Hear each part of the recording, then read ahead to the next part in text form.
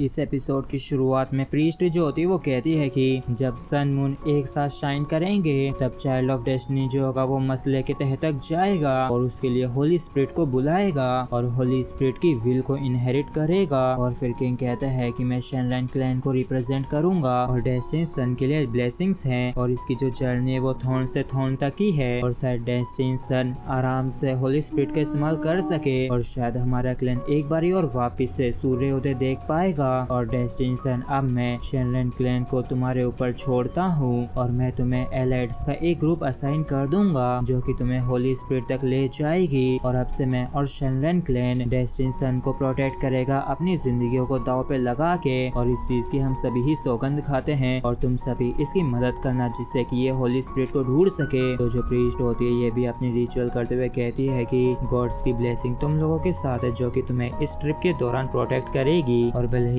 आगे का रास्ता काफी मुसीबतों से भरा हुआ है लेकिन हम सभी मिलके इसे पार कर ही लेंगे। जिसके बाद ये सभी को आशीर्वाद दे देती है जबकि ये जो प्रिंस होता है ये सोचता है कि वैसे तो मैं यहाँ का एक प्रिंस हूँ लेकिन ये असल में चाहते हैं कि मैं एक इंसान का बॉडीगार्ड बनूं। और तभी किंग जो होता है इसे कुछ चीज देते हुए कहता है कि इधर आओ ये तुम्हारे लिए है। और इस चीज को देख के ये जो बंदा होता है काफी ज्यादा आश्चर्यचकित होता है क्योंकि इस शेल के अंदर इसके और इसकी सिस्टर के फेवरेट वॉलनट्स हैं और इसके लिए ये अपने फादर का बहुत ज्यादा शुक्रिया करता है। और इन्हें खाते ही इसे अपने बचपन की बातें याद आने लगती है कि वॉलनट्स खाने के लिए इन्हें कितनी ज्यादा मुश्किलें हुआ करती थी इसलिए ये अपने फादर से ही इन्हें तुड़वाया करते थे खाने के लिए। तो इसलिए इसका फादर भी मान गया था और ऐसे इन्होंने काफी ज्यादा अच्छा समय बिताया था एक दूसरे के साथ। और एक काफी बड़े वॉलनट के पेड़ को देखने के बाद प्रिंसेस कहती है कि क्या आप इसे स्पेशली हमारे लिए लगा रहे हैं। तो इसके फादर ने कहा था कि हाँ बिल्कुल, इस तरीके से तुम लोग बाद में हर रोज वॉलनट्स खा पाओगे। और इन्हीं बातों को याद करते हुए प्रिंसेस काफी ज्यादा इमोशनल हो गई होती है और किंग कहता है कि तुम मेरी सबसे बेस्ट डॉटर हो और इसके साथ ही साथ तुम शेनलाइन क्लैन की सबसे आउटस्टैंडिंग प्रिंसेस भी हो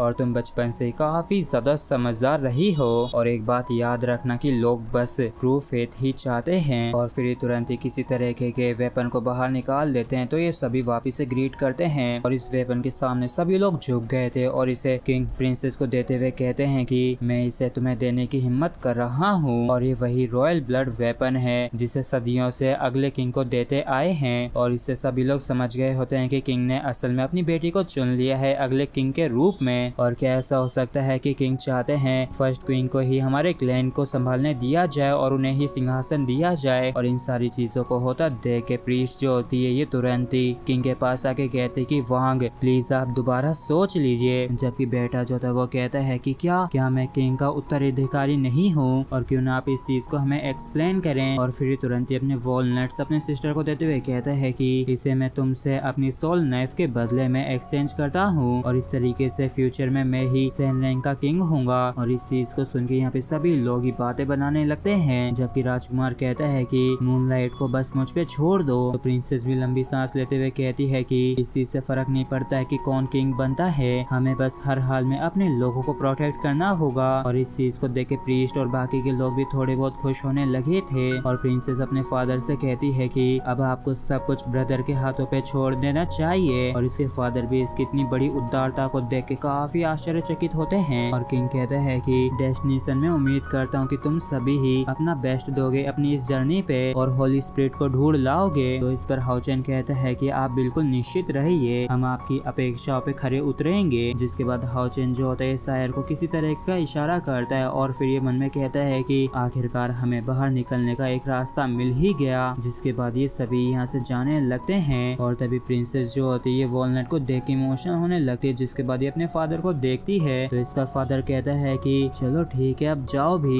मेरी बॉडी मेरा आशीर्वाद हमेशा हमेशा के लिए तुम्हारे साथ ही रहेगा। और इन सभी के जाने के बाद प्रीस्ट जो होती है किंग के पास आके कहती है कि लगता है कि वांग और बाकियों का सामना काफी बड़े बड़े खतरों से होगा और इस बारी प्रिंस और प्रिंसेस दोनों ही टीम में हैं। जबकि किंग सोचता है कि हमारी रेस के सभी लोग जो हैं उन सभी के ऊपर एंटोन मारे का मार्क लग रखा है और तो और अब ज्यादा समय भी नहीं रह गया है और वो शायद डेस्टिनी सन के साथ बाहर ही चले जाएं, इसकी बजाय कि तुम हम सभी को बाहर निकालने का रास्ता ढूंढो। और फिर किंग कहता है कि किंग्स रियलम के जाने के बाद हमारा जो क्लैन है वो सबसे बुरे दिनों का सामना करेगा, लेकिन प्लीज तुम सभी डरना मत क्योंकि जब वो बुरा समय आएगा तब हम और आप सभी मिलकर उनसे लड़ेंगे और उन्हें हराएंगे और एक बारी और वापस से सूर्योदय देखेंगे। जिसके बाद में बाहर का सीन दिखाया जाता है जहाँ पे बैरियर के कमजोर हो जाने की वजह से सैनलैंड क्लैन के अंदर एंट्रेंस की जो लोकेशन होती है वो अपीयर हो गई होती है और इस चीज को एक डीमन नोटिस कर लेता है और वो तुरंत ही इस चीज को रिपोर्ट करने के लिए डीमन किंग के पास चला जाता है और ये उसे बताता है कि सैनलैंड का जो अंडरग्राउंड लेयर है उसका पता चल चुका है। तो डीमन किंग जो थी वो कहते हैं कि तुरंत ही जाओ और उन सभी को ही मार दो